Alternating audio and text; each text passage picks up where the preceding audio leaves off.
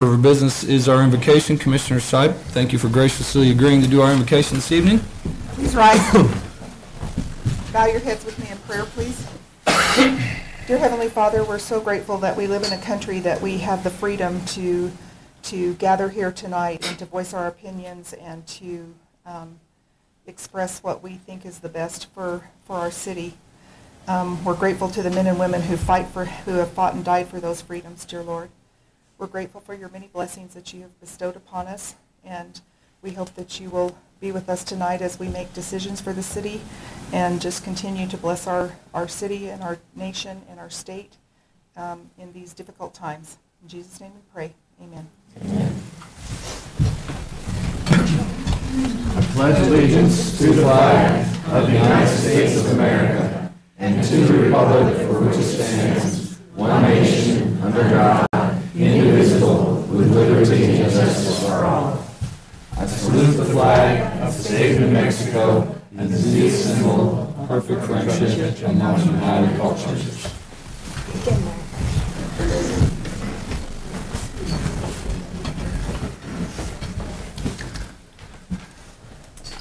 That sounded really cool up here, the way all the people, it sounded cool doing the pledge. Thank you. Okay. Carla, would you please call the roll? Mayor Silver? Here. Mayor Post Here. Commissioner Sipe? Here. Commissioner Lewis? Here. Commissioner Randall? Here. All present? Okay. Thank you. Let's see. Next is our agenda approval. If there are any items that do not meet the approval for being heard on this evening's agenda, now is the time to remove those items. Hearing none, I would entertain a motion to approve this evening's agenda as given. Mayor, I make a motion to approve this evening's agenda as given. We have a motion. We have a second. All in favor signify by saying aye. Aye. Opposed, same sign. Let's see. Excuse me. Next we have our proclamation, and our esteemed head librarian, department head, is here to help me with this, okay? We are declaring the month of February of 2019 African American History Month in Aztec, New Mexico. I want to give a quick shout out to Mayor Tim Keller's office in Albuquerque. I was looking around and trying to find something that was kind of relevant to Aztec in New Mexico, and I was having a little bit of trouble doing some web searches and things like that, and I couldn't find anything that we had, so I called down there and they were gracious enough to help me kind of put it together and send it to us. So thank you to them, and thank you to Carla for putting this together. So, proclamation by the City of Aztec declaring the month of February 2019 African American History Month in Aztec, New Mexico. Whereas the month of February celebrates African American History Month in Canada, Ireland, the Netherlands, the United Kingdom, and the United States. And whereas Aztec is a city committed to embracing our identity as a multicultural community brought together by a crossroads of different cultures, and whereas we honor and recognize the many contributions of the African American community to the United States of America, and whereas we must all work together to heal the wounds created by racial, ethnic, and religious bias and build an equitable and just society so that all may thrive, and whereas children have the right to be provided the opportunity to learn and grow in nurturing environments that protect their safety regardless of the color of their skin, and whereas we resolve to support a criminal justice system that treats all with equity and is free of bias. And now, therefore, I, Victor C. Snover, Mayor of the City of Aztec, do hereby proclaim February 12, 2019 as African American History Month Recognition Day. And I will sign that very quickly.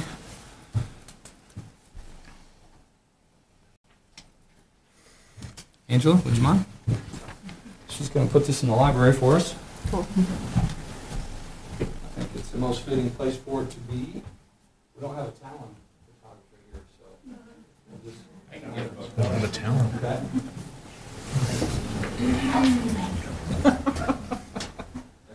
She's got a wonderful display over there of African American history. She's got some really stuff.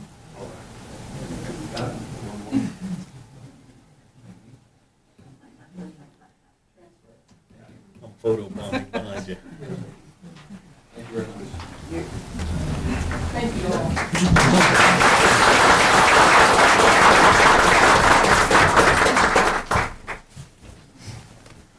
Okay. Our next item is citizen recognition. Anybody? Nothing from me, Mayor. Anybody have anything that they want to add? No? Okay. Next, hearing none, we're going to move to the next item, item 9, employee recognition. None, sir. Okay. All right. Well, I just want to say real quick, just a general thanks, because lately we've had a lot of workshops, we've had a lot of special sessions. So I want to thank the city staff for working in overdrive lately with a lot of folks being out sick and kind of covering for one another. It's one of those times of year that, you know, there's always something going on with holidays and long weekends and cold and flu season. And I want to thank the commissioners for their diligence lately, coming to all these things, these added things that we do. So I just want to say thank you for that and for all the hard work that everybody's been putting in, especially lately. So next is the moment a lot of us have been waiting for. This is citizens input, okay? And I do have something I want to read real quick, because there has been some information that folks have been receiving in the mail. I, like many of the other folks sitting up here, spent a good part of the weekend fielding emails and phone calls.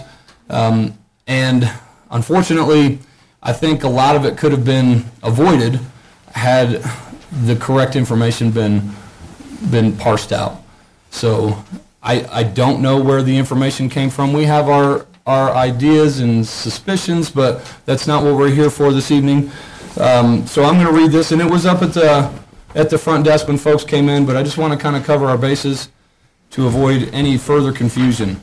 So this is dated for today. Dear residents, recently misinformation regarding solid waste service for the city of Aztec is circulated through the community. And like you all, if you received probably a postcard on Friday or Saturday like I did, you may have seen on Facebook or received a postcard indicating a 43% increase in trash service for Aztec residents. The information on the postcard is not accurate and simply wrong. The city has selected a new provider, and the new company will be taking over March 1st. There will be an increase in fees with this new provider. The increase is $3.47 to residential customers for their trash cart, for their first cart, which is what most of us have.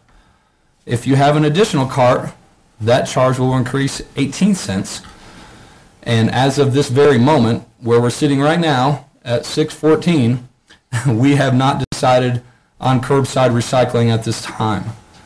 The city of Aztec is working with the local authorities to determine the source of misinformation. So I just want to kind of preface our citizen input with that statement. And again, I appreciate everybody coming out tonight, and this is what representative democracy looks like, okay?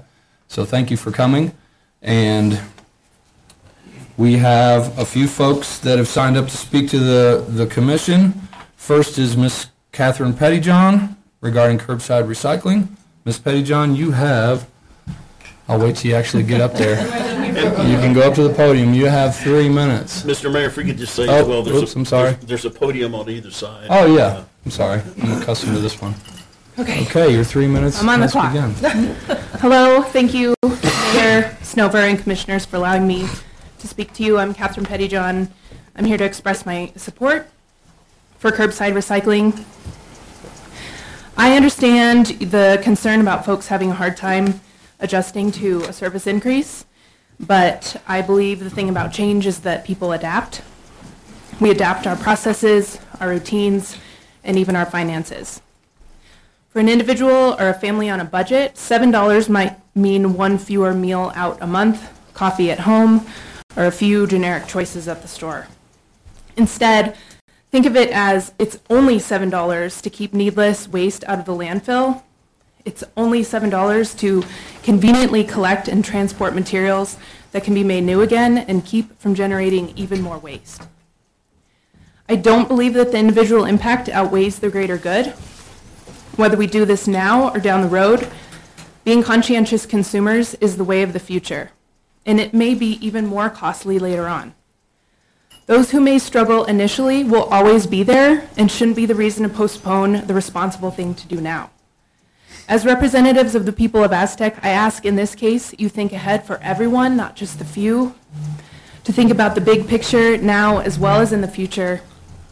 Imagine the burden on our landfill will drastically decrease.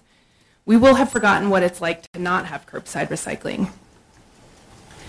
And today is my birthday, but I'm here because that's how much this means to me. It's very important. Sometimes these things aren't timely, but we do what it takes. I appreciate your consideration. Thank you. Thank you, Ms. Petty-John, and happy birthday. Happy birthday.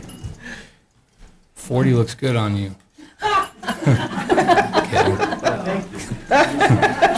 Okay, this thing is still ticking, so I'm going to assume that I got it right. Okay. Say some more. Next up is Mr. Zach Petty-John. I only need a minute and a half, Mayor. Okay, well, you've got 3. There you go. Hello, I'm Zach Petty-John. I would like to invite everyone here to come to our house for chocolate cake after the meeting, celebrate my wife's birthday. If you have a nut allergy, you'll have to stay outside. It has walnuts. Thank you for the opportunity to share my thoughts with you tonight. I have already emailed each of you, and I would like to thank those of you that have responded. I appreciate that very much. I don't need to repeat myself other than to say I look at curbside recycling from an economic development standpoint, and I know that that has been something the city and the commissioners have been looking at over the last few years. Recycling is expected from outside folks. The truth is we're behind. Not having curbside recycling is a deterrent for new businesses and residents alike. These folks, even if they're just from Albuquerque, no offense Albuquerque, are accustomed to curbside recycling, and the thought of having to transport their items to a center would seem outdated to them. They might think, what else is Aztec remiss about doing? Curbside recycling is one step to lead Aztec into the future. And as I did in my email, I would like to urge you guys to consider this and to have this be something that we can have as a community. Thank you. Thank you, Mr. Petty-John. You were right, 1.5 minutes. Exactly. Okay. Let's see. Our next person that signed up is Ms. Krista Chapman for curbside recycling as well. Thank you, Ms. Chapman, for coming. Thank you for letting us speak. I am not nearly as prepared as the Petty-Johns, but I've been in San Juan County now for 8 years, and I recently bought a home here. And so I'm vested in this community, and curbside recycling is something that I have never lived without until I moved to Aztec. And so it's something that I would very much like to see become a part of this community. It's been very, it's as Zach was saying, as from an economic standpoint, I think it's sometimes a little shocking when people come here and realize that we don't have it. So I would just, it's something that my household would appreciate and utilize, and I think it's very important for our community. So. Thank you. Let's see. Alexis De La Cruz, also. Now, there's a couple folks that have different issues, so if it's okay with them, I would kind of keep the recycling folks together, and then there's a couple, there's like 8 people total, 9 people total. So if that's okay with the folks that have signed up for other issues, is that okay? Okay. All right, thank you. Hello, Ms. De La Cruz. You are on the clock. Good evening, Mr. Mayor, Madam Mayor Pro Tem, members of the Commission. My name is Alexis De La Cruz, and I'm a resident of Aztec. I'm here tonight to urge you to vote yes on curbside recycling for 3 reasons.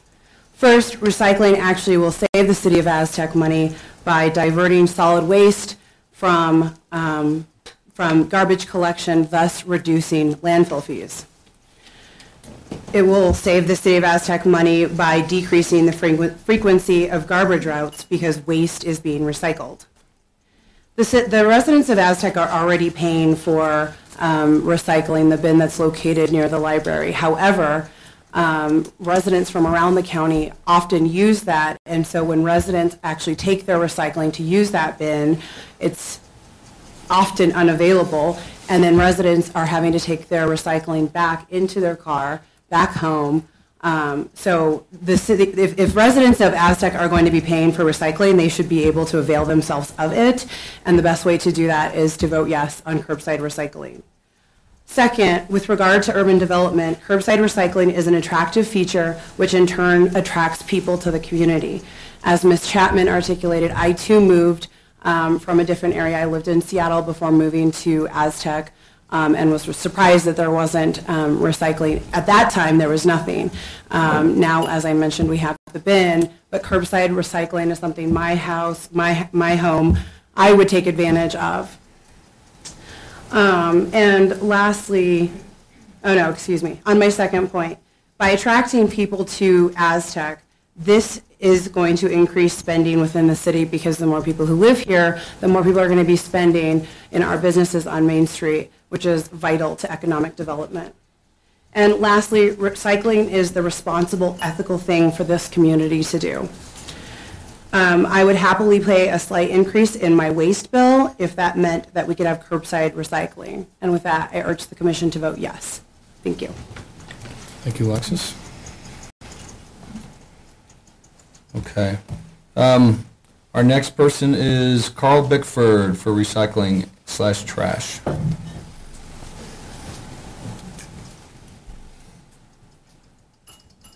All right, you are on the clock. All right, thank you. Hello, everyone. I appreciate the opportunity to speak. First of all, I would actually like to thank whoever served on the evaluation committee for the trash service proposals. I, for one, am kind of excited to see the waste management contract. Occasional access to the landfill means something to me, and I definitely will take advantage of the other services that they have there, too. And I will definitely be glad to not be driving out to the Cedar Hill transfer station and paying money to get rid of yard waste and so on. Secondly, in the 22 years I've lived here in the city, I've carted my recycling to whoever would take it. And while I do appreciate that we have a center here in town and I've taken advantage of it, I'm still driving glass to Farmington every few weeks. So I would definitely promote paying a little bit more to have curbside recycling, and hopefully it does take glass too. So thank you. Appreciate your attention. Thank you, Mr. Bickford. Okay. Mr. Boone, I'm going to slide you down because there's a couple other people. There's two more people for trash pickup, and then yourself, and there's a Miss Carlisle for, I'm sorry? Cargill, I'm so sorry. So we'll do that because there's a couple of unrelated issues to the trash stuff, okay? So, again, thanks for your patience. And Mary LaRue Hunter is next, please. Good evening, Mrs. Hunter. And let's see, there you are, good to go. Thank you for giving us the opportunity to speak. I would like to know if any of you here on the council were aware that many years ago we had the people that you are currently proposing to change us to, and know why we left them.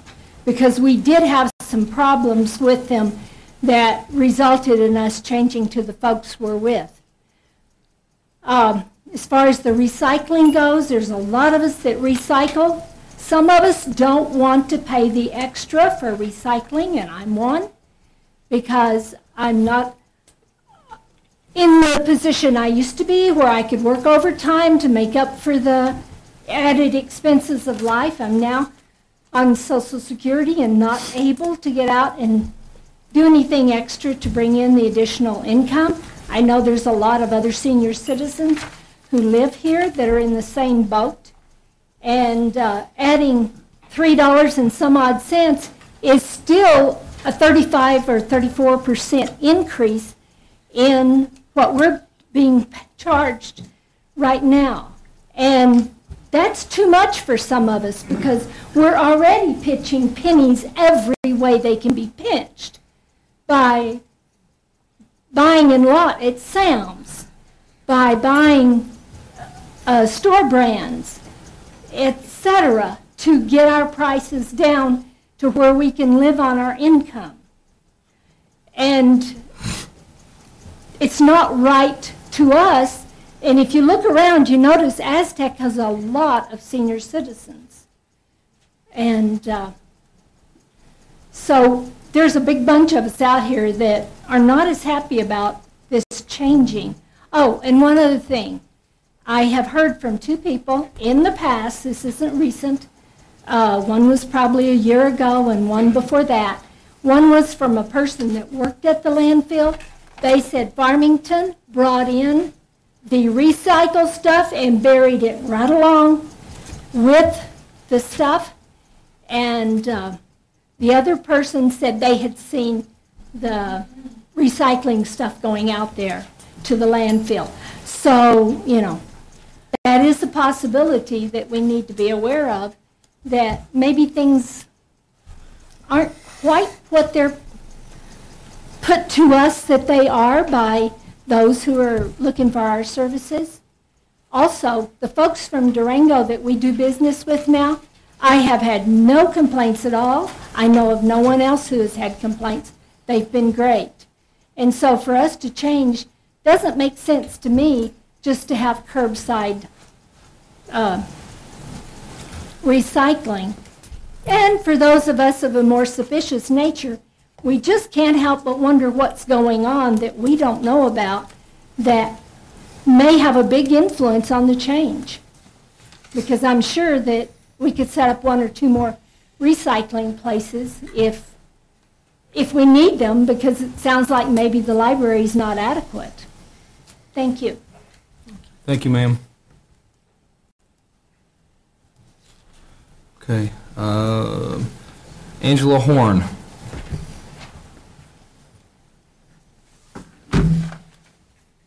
Good morning, or good afternoon. Thank you for letting me speak. I'm not nearly as prepared as some of you. I just wanted to address the trash increase, but in general, I have watched for the last 2 years. My mom has been on Social Security, and I'm her caretaker and oversee. I've watched her utility bills go up and up and up here in Aztec. And, you know, between the water plant improvements and now the recycling center, you know, she's on a fixed income. She is on Social Security. The fact that I am now having to supplement her income to help her live here in Aztec and paying more in utilities than she does in rent. And I just find that it's absurd. I mean, I don't think you should be paying $250 a month in utilities when you're only paying $225 a month in rent. And comparing your rates to the city of Durango, that's where I'm from, you know, your base rates are higher than some of their base rates. And we also don't like the fact that she's not allowed to reject the trash service. Where she lives, they have a dumpster. We're allowed to put the trash in there every day of the week. So, you know, even for you that $15 or $20 a month doesn't seem like a whole lot, for her that's an extra prescription of medication that I'm now having to cover to feed these needs. And I just want you guys to take into account that you do have a large senior citizen population here that are working on fixed incomes. And I don't think that my conversation with Ms. Rosalind the other day went very far when I was trying to express that. So I don't think we were communicating clearly. So I have tried to call and email you guys on these issues, and I appreciate your time and consideration. Thank you. Thank you, Ms. Horn. Okay. This thing sucks. Okay. Just ignore that little ticking you hear. Okay. All right, that is everybody that has signed up to speak either about trash or curbside recycling or both. So I'm going to do ladies first on this one. Ms. Cargile, you have a topic about, it just says road on here. Good evening. Yeah. Good evening. Thank you for letting me speak. I live on Newman Avenue, and I have an alley in the front and an alley in the back. Most of you are not familiar with me or the road. I've been after this for about 10 years. One of these days, you're going to lose your little mail lady. I have such big ruts or potholes in this road because there's no road base. We're going to lose her. I have 3 buses that come across it every day. The road is disaster area in front of my house. I've asked for 10 years or 11 years now to have some road base put in, at least have it graded, maybe pave it. It is a city street. As I said, I have an alley in the front and in the back. I would like to have somebody look into it. I'm tired of beating my head against a brick wall. Thank you. Thank you, ma'am. Got it. All right, and Richard Boone. Good to see you again, Mr. Boone. Good to see you. Sorry, So, some yeah, of the circumstances. I think I've met everybody here a few times in the last month or so, but. Yes, sir.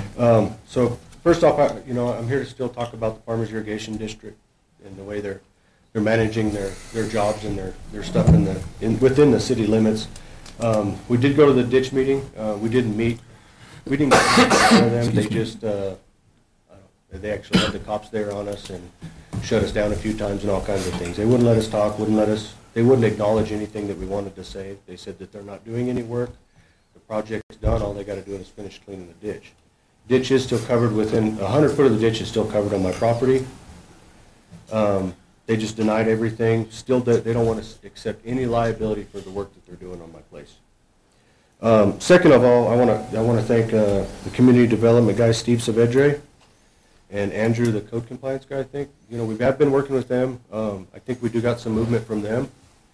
I understand they're going to submit a letter to the ditch with the code violations that they are breaking in the city. But at the end of the day, you drive down West Aztec Boulevard and you look on the north side, there's trees broke down, and it's been happening for years. And me as an individual, there's no way that I can hold them to a standard if the city Aztec ain't going to hold them to a standard to follow the city's rules. So I mean, I'd like to invite all of you guys out to my property and look at the ditch and look along 2135 or along West Aztec Boulevard and see the trash. It doesn't sound like the letter's going to do any good.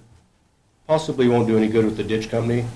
I need you guys' support to push that issue with them and hold their feet to the fire on cleaning up their messes. When they knock trees down, just don't roll them down the hill and into somebody's backyard. When they roll their rocks off, don't just roll them down into somewhere that somebody else got to pick them up. So yeah, like I said, I open invite for you guys to come look at the damage on my property and the potential damage. I mean, there ain't no water in the ditch right now, right? So it's not leaking, but we've lived there long enough. My father-in-law lives there for 50 years, and we know the place better than anybody. We can't get no help from them, so we're still here asking for you guys' help. And Steve, we appreciate you coming out and looking and taking pictures and everything as well, but just still ask for continued support from you guys and just keep pushing on them and see if we can make them hold their own own rules and then follow you guys as well. So, all right. That's all I got. Thank you, sir. Thank you. Steve, I want to follow up with you on that maybe tomorrow. Or yes. Okay. Might try something different. Okay. Okay. All right. That concludes our citizens input portion. Thank you for everybody's patience and everybody being very civil and polite. Thank you for those that signed up. And the next item is consent agenda. Items placed on the consent agenda will be voted upon with one motion. If any item proposed does not meet the approval of all commissioners, a commissioner may request that the item be heard under items from consent agenda. Hearing none, I would entertain a motion to approve consent agenda as given. Mayor, I move to approve this evening's consent agenda. We have a motion. Do we have a second? Second. We have a motion and we have 2 seconds. All those in favor signify by saying aye. Aye. Aye. Opposed, same sign. Moving on to business items. Business item A is FY19 funding request from the Aztec Farmers Market. Ms. Pauline Poe is here. Thanks for your patience, Pauline.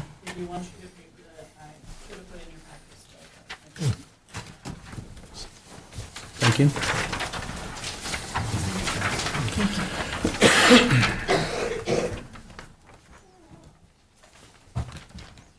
Okay, good evening, Mayor, Commission, and fellow neighbors. My name is Colleen Powell, and I am the third market manager for the Aztec Farmers Market that began almost 20 years ago in the year 2000. I've been manager since 2008. Being that our last frost date is early to mid-May, the Aztec Farmers Market runs from July through October every Wednesday from 4:30 to 7 in the Westside Plaza on the corner of Aztec Boulevard and Light Plant Road, behind that boat business.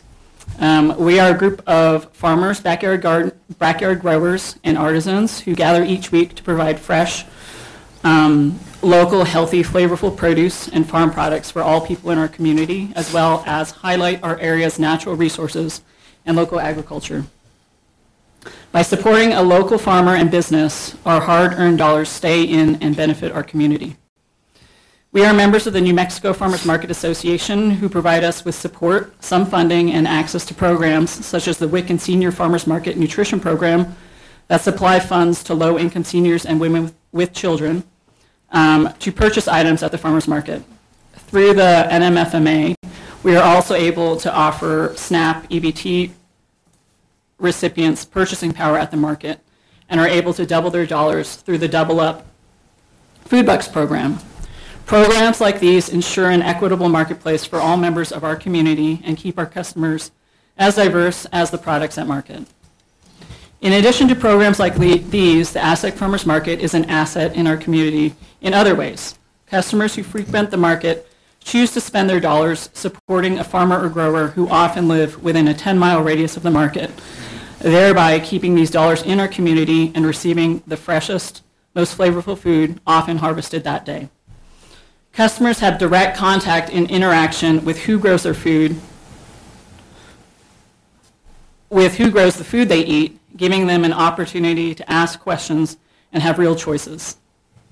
The market provides an opportunity for entrepreneurship into an honest, essential profession whose members are eager to share knowledge and pass on their skill set. The market provides a showcase to the responsible stewardship of open spaces by our growers that go hand in hand with our surrounding natural wonders that bring visitors to our doorstep. And lastly, the market provides our community with a weekly activity and gathering spot where one can come for real human interaction, catch up with friends, marvel at Mother Nature's bounty, and witness the seasons come and go as tomatoes come and go.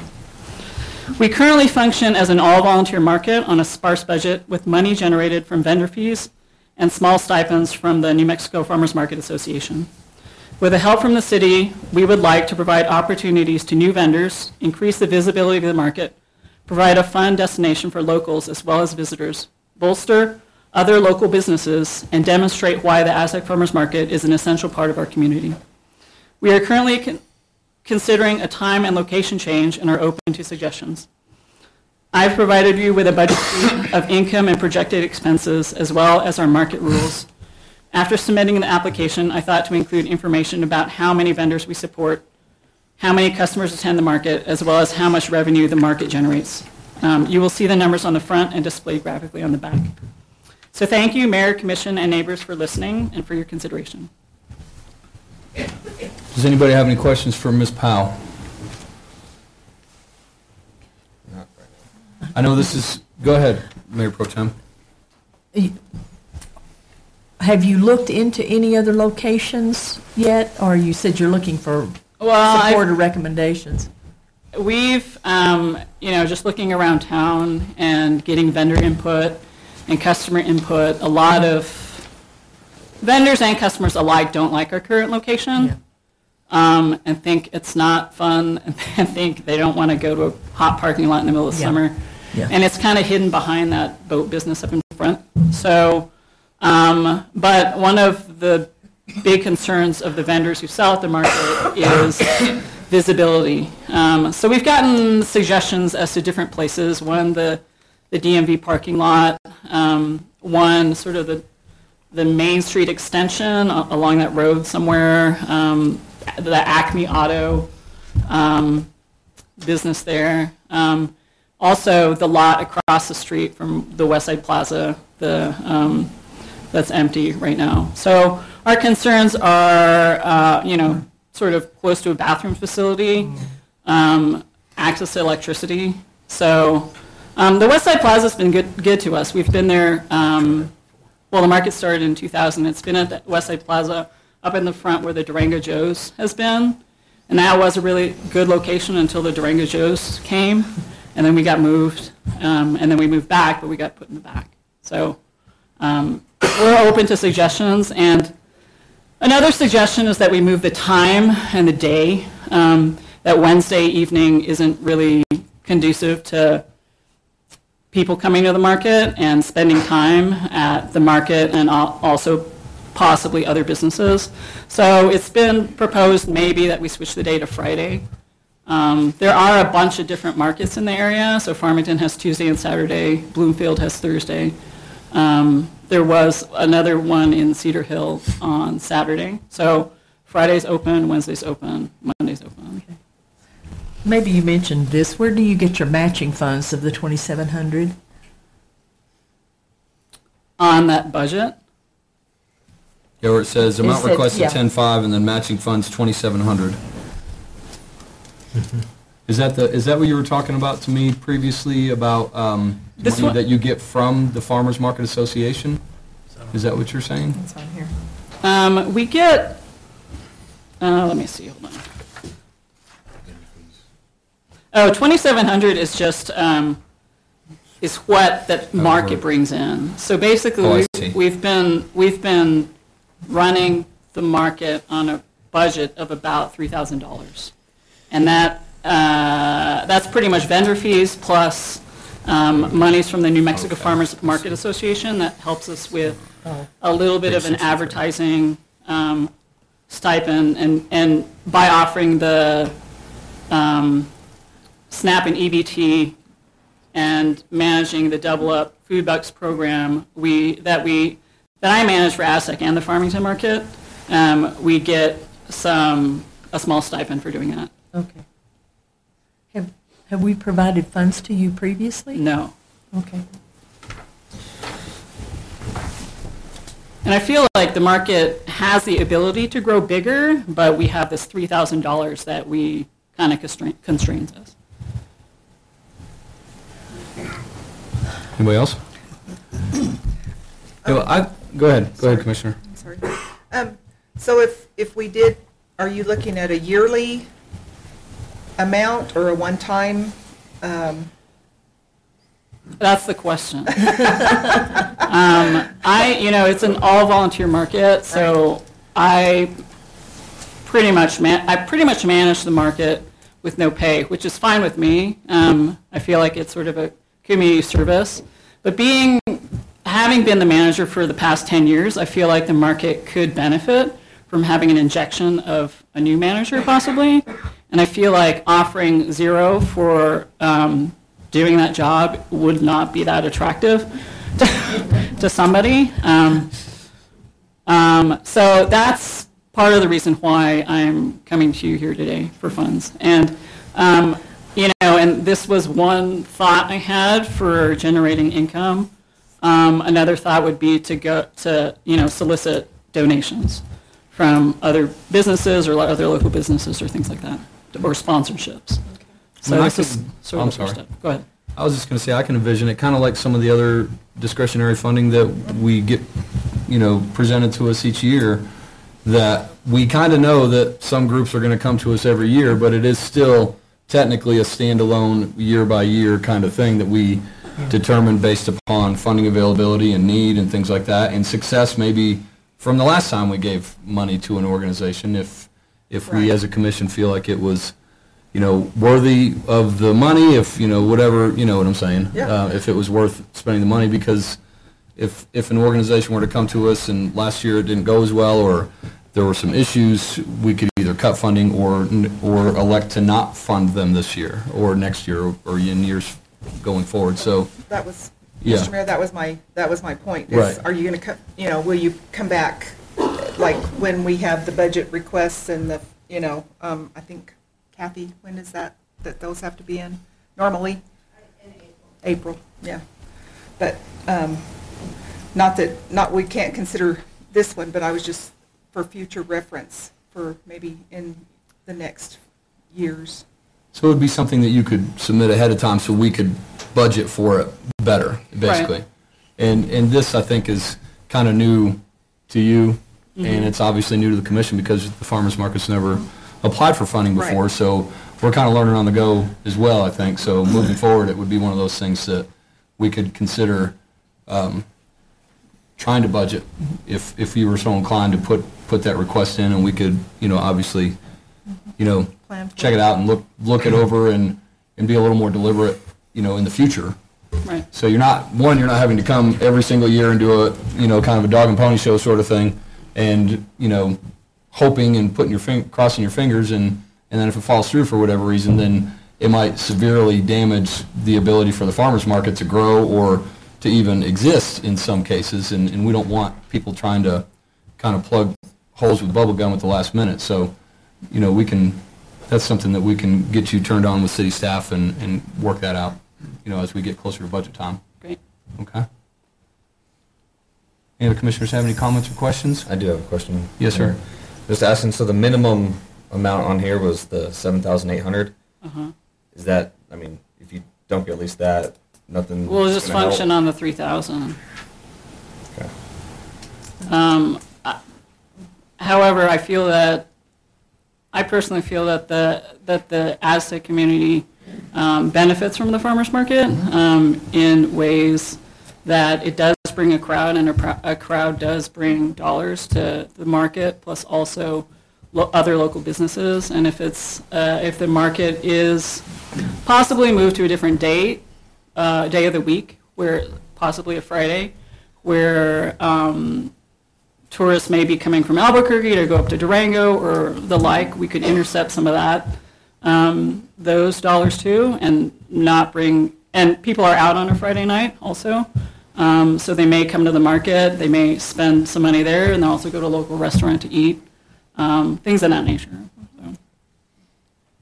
I have one other question. Yes, sir. On the proposed funding and needs lists, towards the bottom says entertainment stipend. Right. I just didn't know. Well, it's always hard for me to attract people to come play music or juggle or sing, whatever at the market. So, and I encourage them to put out their hat, and I always drop in $20 of my own money. So I figured that possibly a $50 stipend might be a little bit of an incentive, plus you can put out your guitar case or whatever. I know a banjo player. Right, so do I. So entertainment to attract.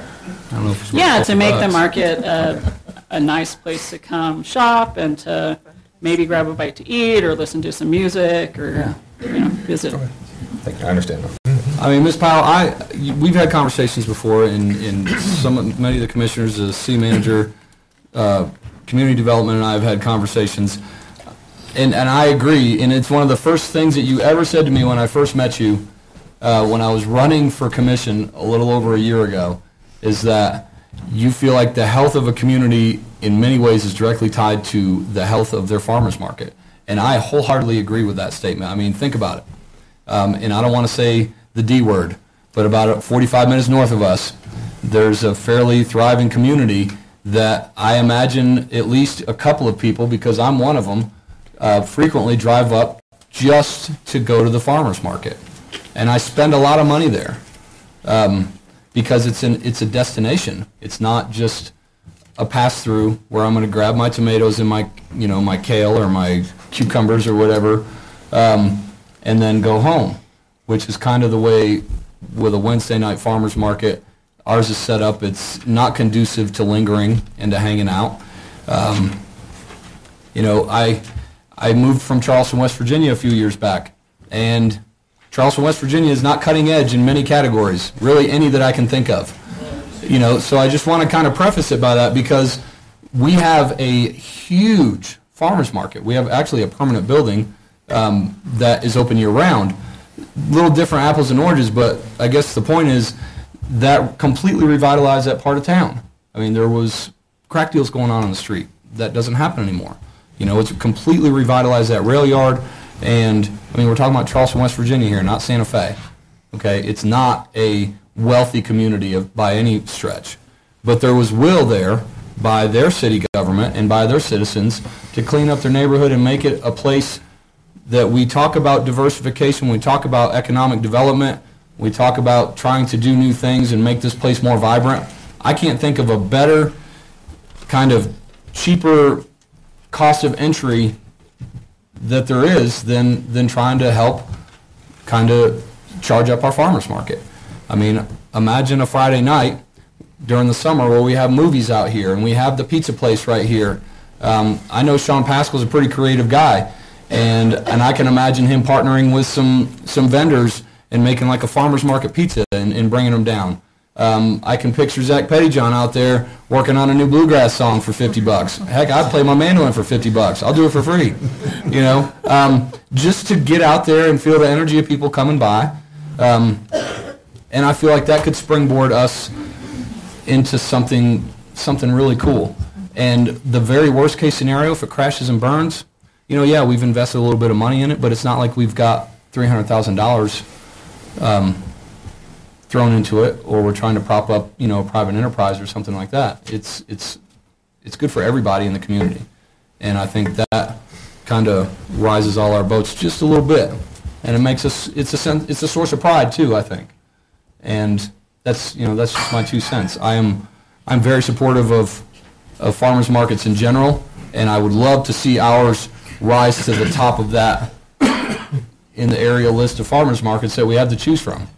And give us a reason to stay here on Friday night and hang out.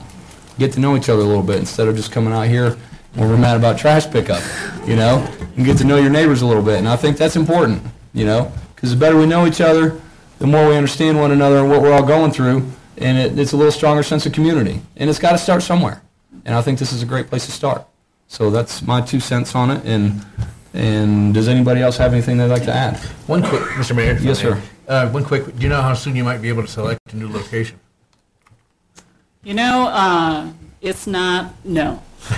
Okay. Because I'm still looking around. It's kind of me, and you know, so with vendor input, but you can't make everyone happy. So, okay. Yeah. Just wondered. Yeah. Excuse me. Does anybody else have any further comments or questions for Ms. Powell?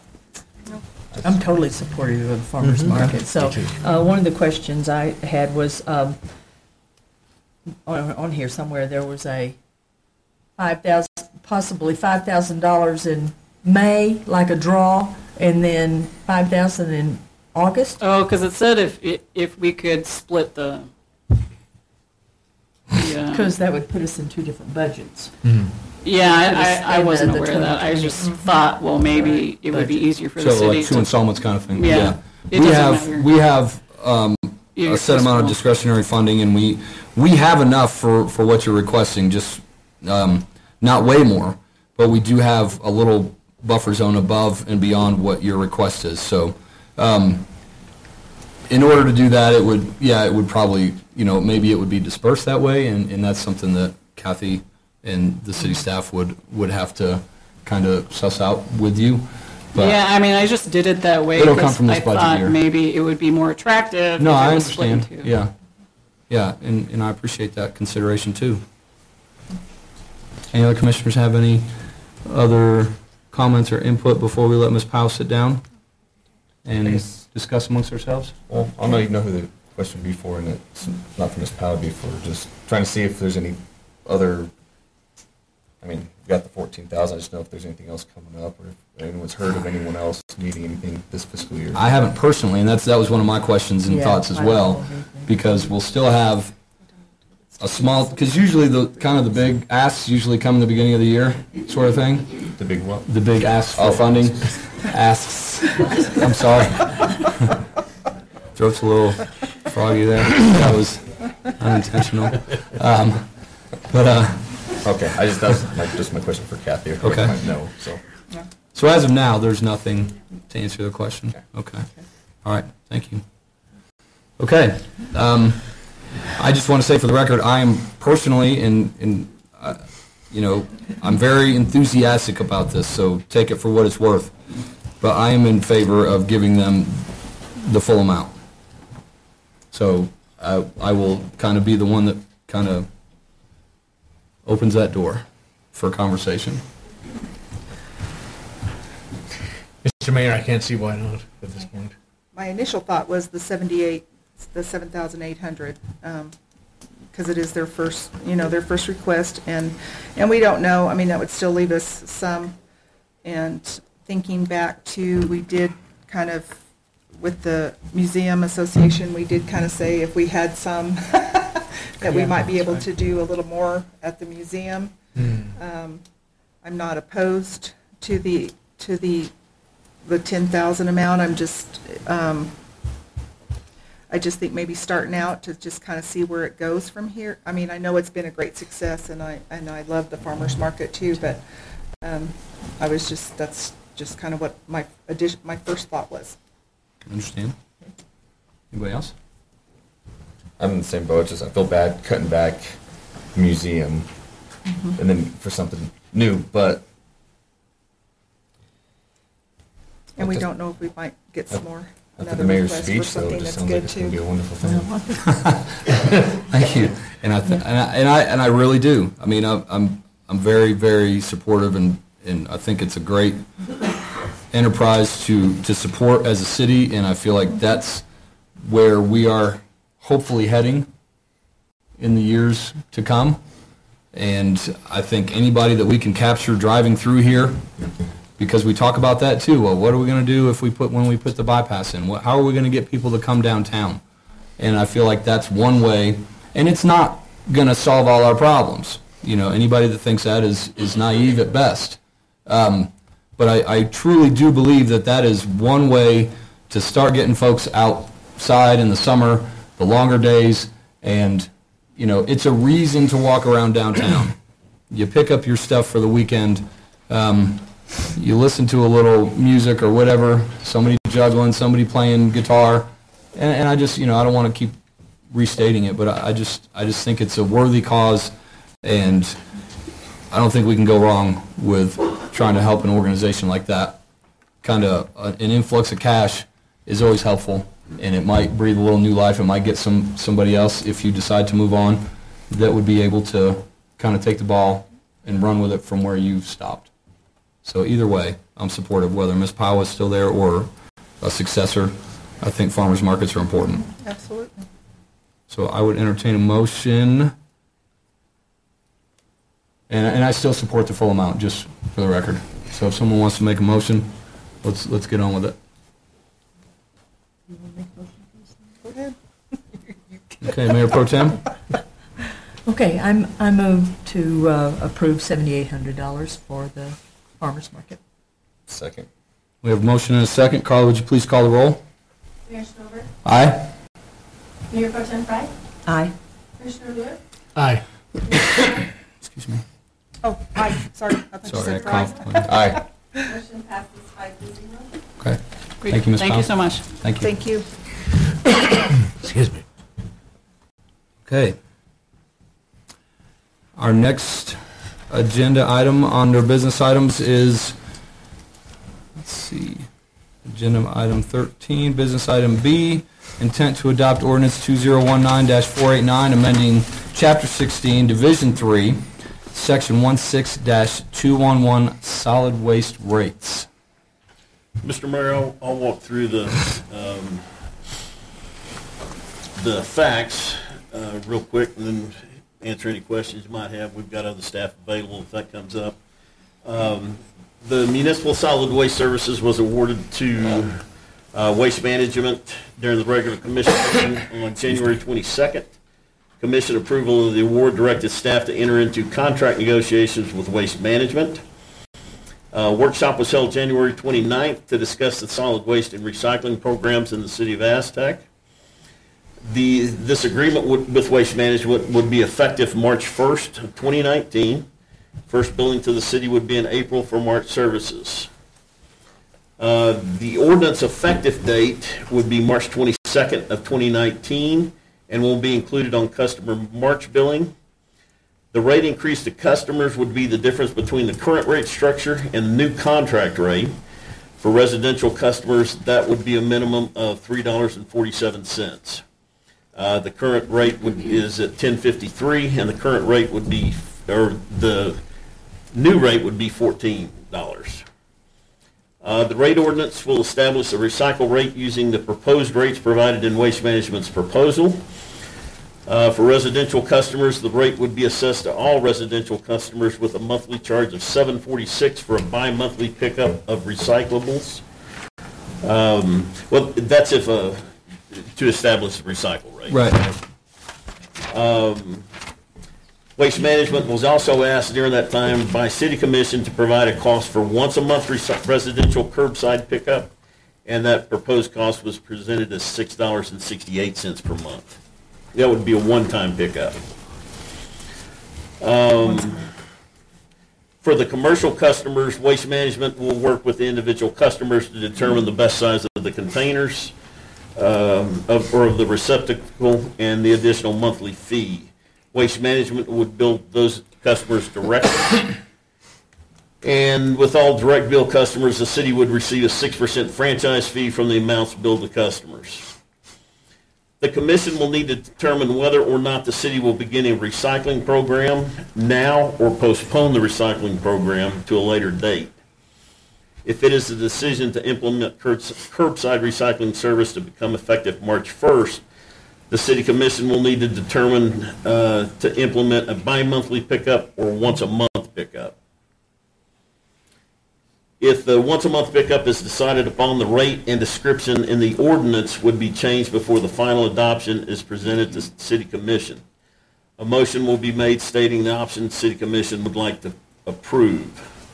If the Commission desires to postpone the recycling program, the rates will be established in the ordinance but would not be assessed to customers until such time as the recycling program begins. Recycling rates may need to be updated if the program started at a later date, as the cost to start a program with Waste Management may change, which may affect the proposed rates. Okay. If curbside recycling is implemented, city staff will monitor the usage of the single-stream recycling and debris containers at the convenience center. And until the services at the convenience center are terminated, the $2.35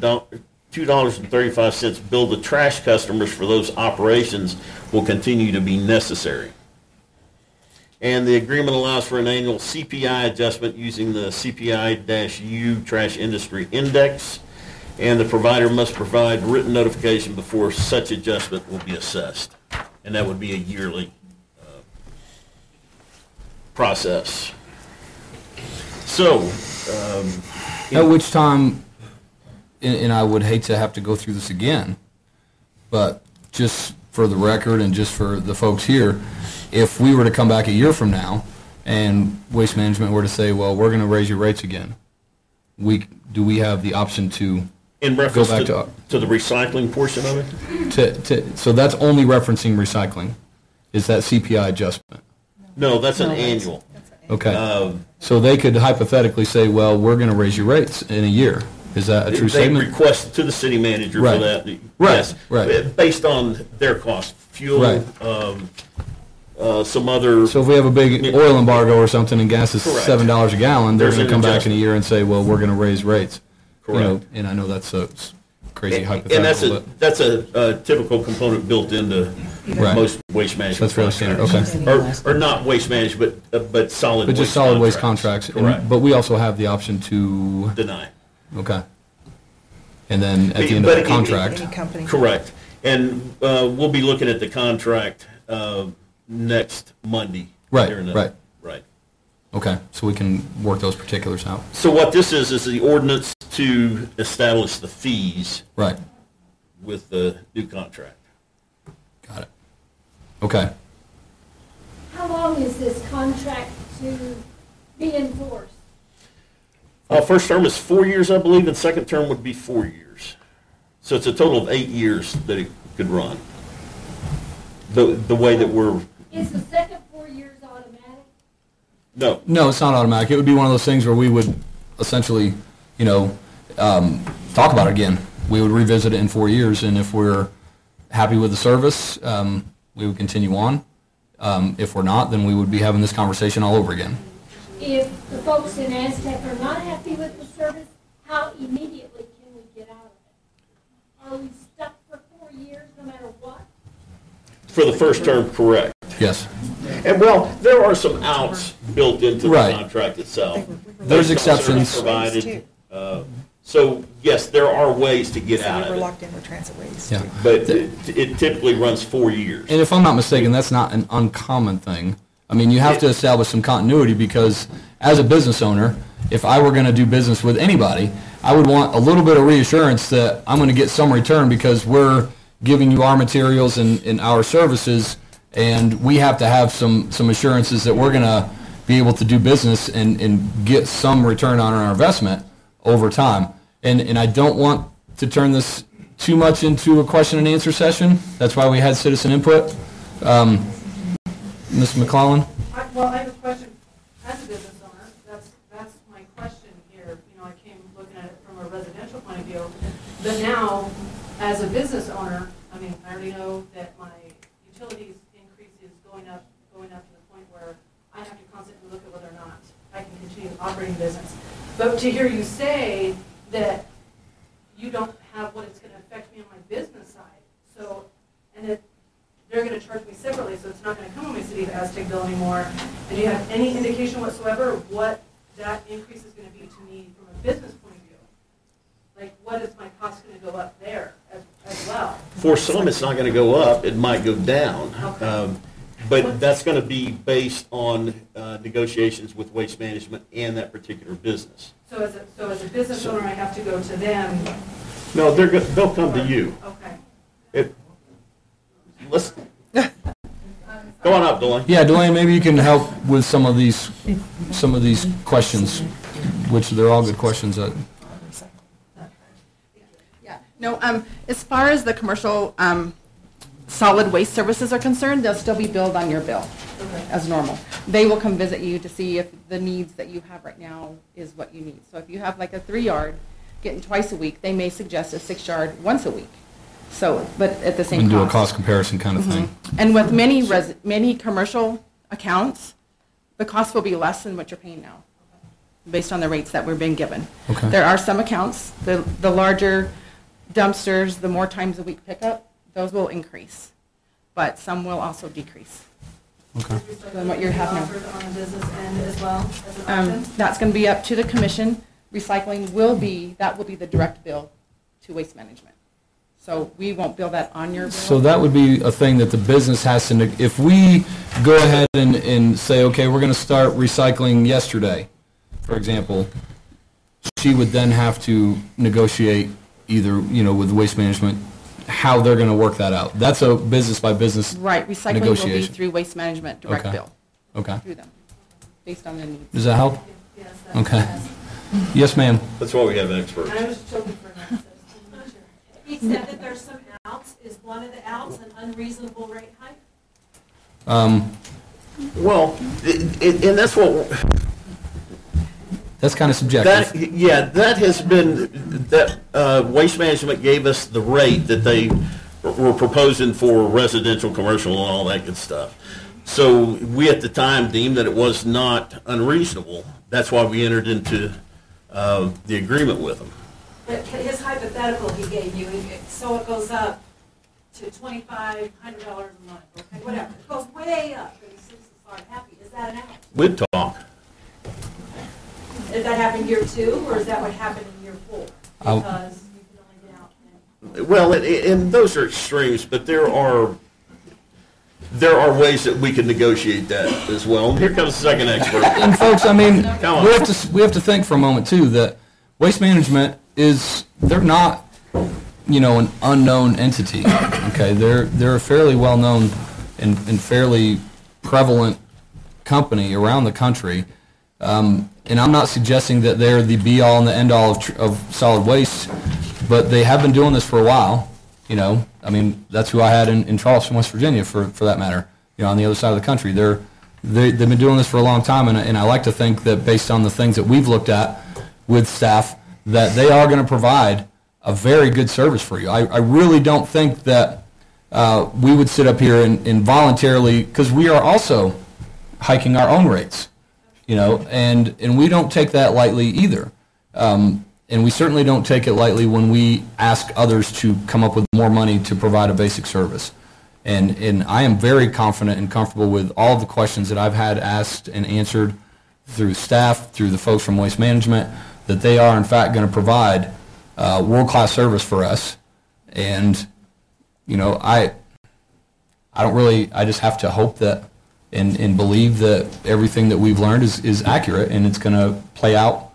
I mean, they're even helping with the transition. They're doing things kind of a little bit above and beyond what they're required to do to help us with a smooth transition to get us off on the right foot the best as they can. So I take them at their word, and until they prove otherwise, till they prove that they're unworthy of that trust. So, Can I ask you one more quick thing? Quickly, please. I was remiss in putting my name on that list. I didn't understand that process. Never been here before. Am I SOL today? I didn't use that term, but we are trying to move on. Yes, we are trying to move on. I apologize. We feel very confident that and Yeah, comfortable Kathy? with the decision. Oh, I have lots of things, not just that. Oh. But I understand. Second and fourth Tuesdays. Yes, ma'am. I look forward to it. Kathy, I'm sorry. I just want to explain the provision within the contract for the rate adjustment. It's the same provision which existed in our contract with Transit Waste, and it's based on water, sewer, and trash indexed on the annual CPI. It's the exact same. And so Transit Waste would have come to us with the same rate request that Waste Management will. No difference in the agreements with the rate adjustment. Okay. And it's got to be justified. And it's using the index. Yes. That's what justifies it. So that's a standard. It's a standard, yes. It's an industry standard. Right, There could be unusual items that come up, changes in the industry that are not foreseen. That's the same provision that was in the previous It agreement. would be for anybody providing that same service. Correct. Okay, thank you. And there's a process. And I finally found the section in the contract that we're talking about. I know there was mention of fuel and fuel embargoes, but that's something that can't be considered. Oh, Just so okay. you know. Bad example. And, But thank and you. the I knew I I'm glad saw you it. looked Right. at it. And the reason for that is because the index addresses the fuel costs. Okay. Okay. I'm going to take one more, and I'm going to defer to Mr. Scott. Question for Delaney, have they given you, like, for 1 yard, 2 yard, 3 yard, 4 yard dumpster? Yes, we have that, and it's in the rates proposed tonight. That's out for staff summary and commission, the public. It's on our website. Yep, it's out there. And you can definitely call our office if you want questions with those rates. Mr. Mayor? Yes. Sorry, I think Ms. Swope had a question, and we told her not to sign up on it because it was a question specifically about the... Oh, I apologize. Okay, well... So if you could... No, that's fine. Go Did you get your ahead. question answered? Okay. Okay. All right, I apologize. Thank you. Thank you, Ms. Pope.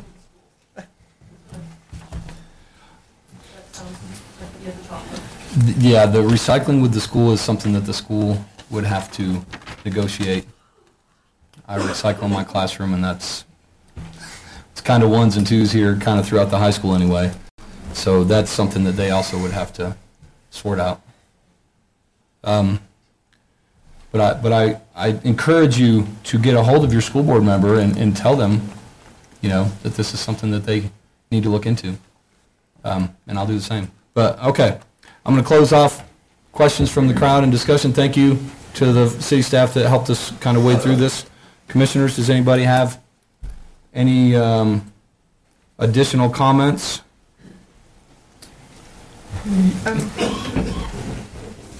I do. Okay, okay. Sorry. Just to answer some of I was writing down some of the questions and the things that people were asking us, and also through the many calls and emails that I also answered over the weekend. And to be honest, I've had more citizens contact me that did not want to go with curbside recycling, either the cost, or they've said that they recycled on their own and they don't want to be forced to recycle. I did have an email from Mr. Pettyjohn, and then I had one other lady approach me and tell me that she was in favor of it. But for the most part, in the conversations that I had, most of the people did not want to do it, at least at this time, with an additional cost, and that's just FYI. One of the other things that came up during the citizens' input was that, people, they didn't know anybody that wasn't happy. I just want to say that we, as a city, one of the reasons that we did look at a different contract is because we did have lots of complaints from our former trash provider. And that was the reason that we, in trying to provide a better service for our citizens, that's one of the things that we took into consideration. So, one other question that I was going to, Angela, Ms. Horn, I think you asked about why you had to use the service if you had a dumpster right there, but like any other utility, it's like citywide. Same thing with I know I had one lady ask me, well, could they just pick up my trash once every 2 months? And that's just not a viable option. So the prices that we get are for citywide, for all utility customers. And I don't know if that answers your question about why you would have to, because I think it would be really difficult to pick up this one once a month and this one twice a month and this one, So that's why it's. Durango, they have the option in the city service where they can contract out to Phoenix Recycling, so they have a choice between the city and a private contractor. That could be a less expensive option. An option, yeah. So anyway, that's just for us here. It's part of your utilities, and that's so. I just wanted to address that. So anyway, I think that was all that I was trying to write down and answer. Thank you. Thank you, Commissioner. Mr. Mayor, one quick point. I know some people have talked about, I had about a 50-50 split where people contacted me, half people for it, half people against it. And there was a lot in the middle who had a lot of misinformation about what the rates were going to be. So I think that was unfortunate. That they were given the erroneous information. Also, that we had brought up the subject, I think Mr. Mayor, I think you brought it up at one work session, about, if people recycle, can we get fewer trash pickup and reduce our costs there? Unfortunately, state law requires it be picked up every week, whether we wanted to or not. So just thought I'd throw that out there so people would understand that as well. Yeah, we did talk about ways to potentially reduce costs and think a little more creatively. So I just have to ask that you trust that we do have your best interests in mind, and we are working very hard up here to do our very best for the citizens. It may not always appear that way, and it's very difficult to overcome that transparency hurdle, because one of the big things I heard was that we didn't know about this, we didn't get notified, and we are very limited on what we are able to do to get the word out. I mean, I'm as guilty as probably anybody about checking the city website regularly, and I'm the mayor, and I don't check it every day. So things slip by. And I'm hoping that if anything positive, beyond better trash service and recycling comes from this, is that we maybe become slightly, maybe a little bit more engaged moving forward, and call me. I mean, I have a weird West Virginia number, so you'll remember it. And I welcome phone calls. I don't always like what I hear on the other end, but that's what we're here for, is to answer questions and to do our best to kind of help each other navigate through some of these things. So I will say that I received quite a few phone calls, and like Commissioner Lewis, I was fairly split. And on the other hand, I knew a lot of folks in my neighborhood and throughout Aztec. When I ran for commission, this was one of the big things that I talked about, was moving from a place like West Virginia that is not cutting edge or very progressive. And we had curbside recycling, and I moved there in 1995. And that was, 24 years ago? It was a long time ago. And to come here, it's a little disheartening. And I feel like the community, kind of like the farmers market that we're driving towards and we're trying to foster moving forward, is one of those communities where these city services are just taken for granted. And it's a given. And I know we're not there yet. And change is hard. Nobody likes change. I don't like change either, but it's part of life, and it's one of those things that I think is important, or we wouldn't be sitting here right now. So, Mayor Pro Tem. Mr. Mayor, one of the comments I wanted to make about we've had the quote on the recycling of being $6.68 or $7.46, depending on how many times your pickup. But when you subtract, when we make the transition, we'll be able to subtract the $2.35, and that will decrease it to either $4.33 or $5.11, which will make it, a little more affordable. We'll take a little bit of the pinch out. Once that container is removed. Right. They'll have to be. And there might be a little overlap. So I'm about to close this off to discussion, unless there's anybody. I've just got one thing. Yes, sir. And just like we discussed somewhat in the workshop, the hardest thing for me to get over for the recycling, I mean, the cost is huge too, but just knowing what you're paying for. I mean, I know the feel goods of recycling, that it's going to, like I always use the example, your milk jug's going to turn back into a milk jug somewhere, and recycle, reduce, reuse. I was raised by all that, but just knowing that it gets sorted. At the end of it, it goes to Albuquerque and gets baled and sent to whoever wants it. But if no one wants it, it just ends up in a landfill. And it's kind of what we had talked about. Right. Until I can see that it's actually being turned into something, just bugs me. I mean, yeah, I'm not like a conspiracy theorist, but it's just the whole, man, I want to see it turn into something. Like, I want to know what factory it's going to say, oh, awesome, there's somewhere that's turning that milk jug into another milk jug. That can's going to come back. I mean, it's great, and I love the idea. I just want to see it, and I haven't been able to find the information or get it from anyone. And that's true, but we did get some reassurances from our contact, and our liaison with Waste Management and I had a phone conversation today from a gentleman that called, and he's like, hey, I've heard that, and there is some truth to that. The recycling markets have been in flux, but they have, based on the information that we were provided through Waste Management and a little bit of research, just very, cursory research I've done on my own, and some kind citizens have forwarded me some great stuff that was very informative and helped bolster my belief, actually, that we're heading in the right path here.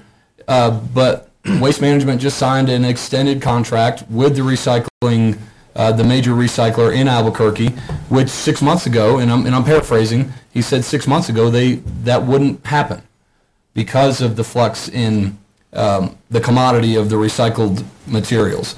But that's kind of leveled out, and there are new markets that have been kind of uncovered, and relationships have been built with them around the world, because there's all the news stories about China not taking recycling and things like that. There have been new markets of folks that are willing to take recycling, which has allowed some of these major collectors of recycling for it to be profitable again, and for them to be able to sign these long-term contracts that even 6 months ago they weren't able to do.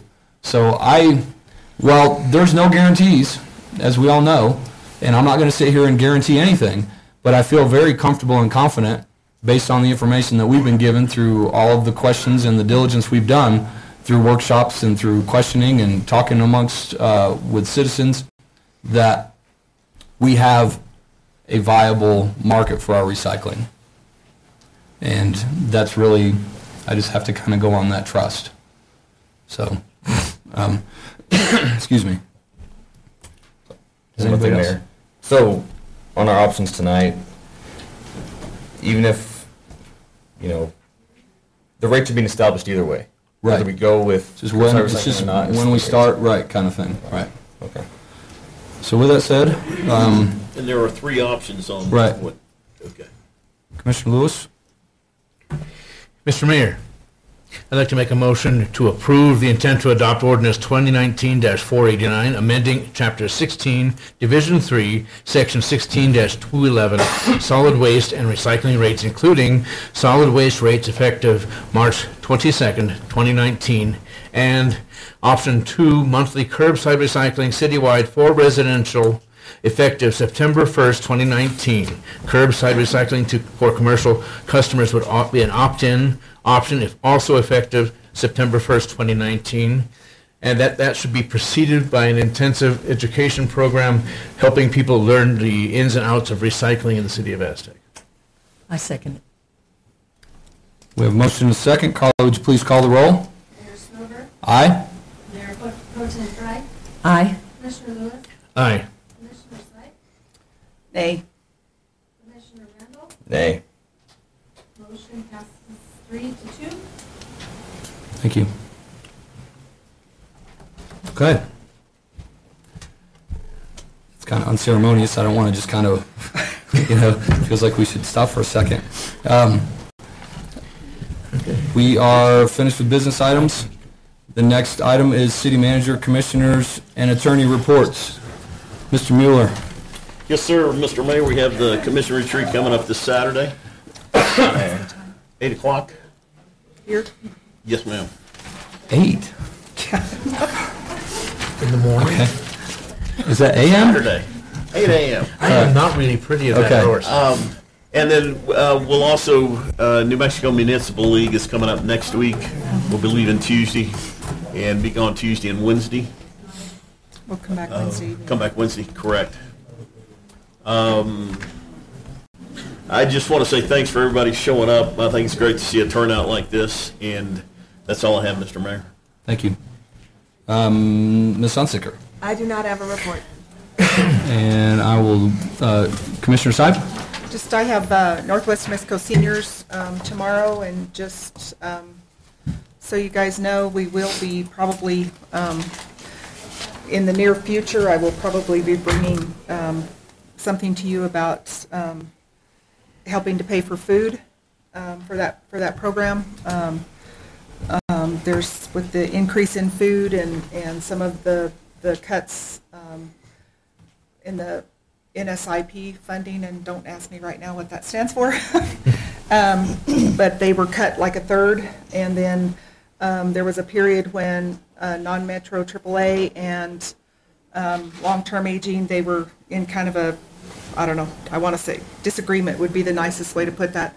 And so we have not been reimbursed from July to October of the meals that we already served in good faith. And we don't know if we're going to get that. So I may be having to bring a proposal to the commission about helping to fund the food costs. Mr. Syke, isn't that what just happened in Farmington as well? Yeah, sort of. Yeah, I know what you mean, yeah. Yeah. So anyway, I have that board meeting tomorrow, and then next week I have EDAB next Thursday, and then also MPO meeting coming up next week. I think next week or the week after. So I think that's it. Thank you. Okay. Commissioner Lewis? As I was chastised for not speaking enough last week, order pizza. No, I'm kidding. I attended the San Juan Water Commission meeting last Wednesday. It was very informative. They elected a new chair and vice chair, and Jay Burnham is the vice chair, and I've forgotten, my mind has forgotten who, because he wasn't there that day. Also, we had interesting reports on from Elizabeth Taylor, who is the water attorney for the Water Commission, not the actress. And she had talked about some bills currently wending their way through the legislature. I think I sent you all copies of some of them, actually all of them. Specifically, there are some that would affect us in this region that could affect the city's ability to transfer water rights or to lease water rights quickly, which could be an inhibition for not only the city, but for businesses like the oil and gas industry, which depends on being able to move water from one place to another for its well sites and whatever. And so that's now in there. There's another one that could force anybody with any project to have an environmental assessment done. So that means if the city would like to put a new containment pond to hold water, we'd have to have an environmental assessment done. If it showed there could be a large effect or a cumulative effect, we would have to have an environmental impact statement done. Costly, very costly things. That also applies to Farmer John, who lives up here just north of town, wants to put a new water tank on his farm. He'd have to go through the same process. So this bill is being looked at very closely. It could be quite damaging to people, I'm afraid. Another one was proposed by our local legislators, Mr. Bandy and Mr. Neville, to create a water court here in this region, which could be beneficial to us, because sometimes it takes a long time for things to wend their way through the process of transfer and so on and so forth. So some of the things we're looking at and watching.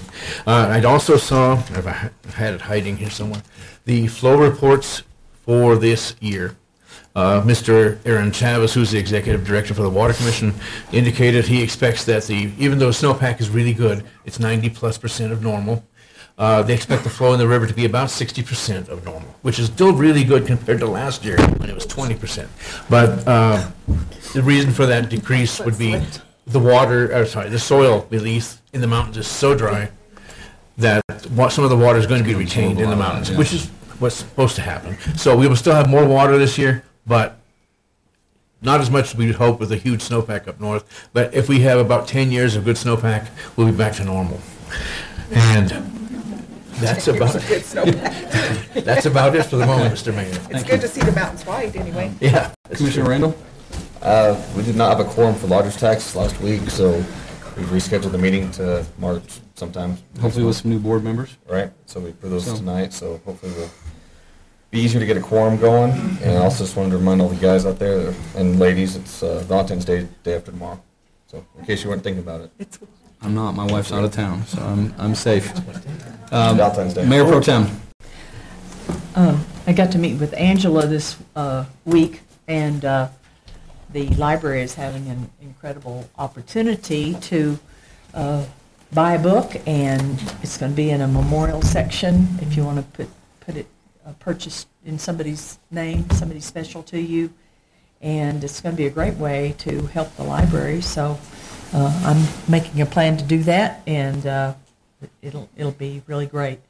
And Angela's putting together an incredible summer program for the kids with all kinds of activities, prizes, and incentives, and so that looks like a fun time for those of you who have children that might participate.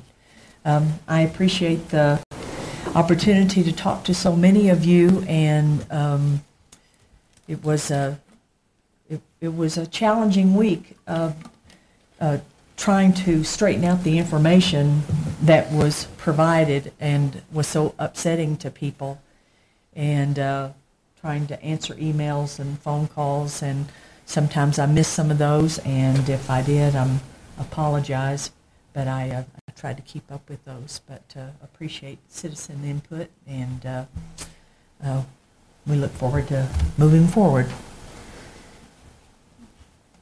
One more thing, Mr. Mayor, we've got a special meeting coming up Monday. And that'll be a special meeting in a closed session as well. Okay. We'll get that advertised probably tomorrow.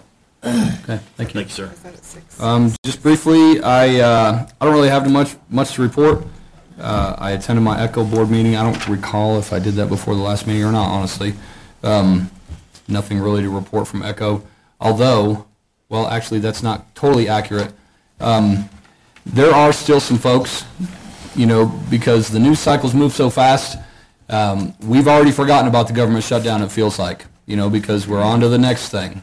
What did he say yesterday, or what happened in Albuquerque, what's going on in our news cycle, what's going on at the Roundhouse. So we're so inundated with information, this is, kind of the best time to be alive, and sometimes some of the worst, too, because it's impossible, and you drive yourself crazy trying to keep up with things if you're engaged in what's going on around you. It can be very maddening and very depressing at times. But with that said, there are still some folks that, even though they're getting paid now, they're trying to make up for when they weren't getting paid. And I do know that ECHO is still extending their food box program for federal workers, so I'm just trying to keep the word out there is all. Because even though, I'm not in federal service anymore, I didn't get affected by this, I know what it feels like to go through a shutdown, and it sucks. When you're trying to figure out how to pay your bills and you don't have a bunch of money set aside, sometimes the least fortunate and the ones that are struggling to get by are the ones that get the pinch the most, and then we see on the news, oh, well, it's all better now, and we kind of move on about our lives.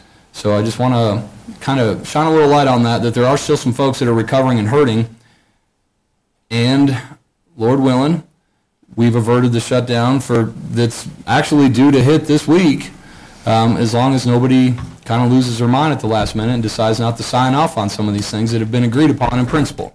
But we know what that looks like. It happened about 2 months ago, that exact same thing. So just kind of keep those things, in the periphery as you're moving around. And if you know anybody that is a federal worker and federal employee, even though they're back to work and getting paid, just let them know. This service is still available, okay? And if there's any issues, contact Echo, contact me, and I'll get you in touch with who you need to talk to. Other than that, I was privileged and very excited to have been invited by the governor to take part in the executive order signing about 2 weeks ago. I think it was 2 weeks ago today, actually, or yesterday maybe, that with the Paris Climate Accord, getting New Mexico in line with some of those things, and joining 18 other governors in the country to lead the way on fixing our climate. I mean, there's no other real way to put it. And I was very happy that I got the invite and I was able to go and then come back here for the special workshop, so that was kind of interesting and kind of cool. And we are starting to get some attention up here in San Juan County. Some things for the worse, some things for the better. I'm not here to debate that. It is what it is. And we're moving forward as a state and as a community. And again, I appreciate your support. I appreciate the phone calls. We are not always going to see eye to eye, but I promise you, no matter what your opinion is about something, that we have more in common than we have not.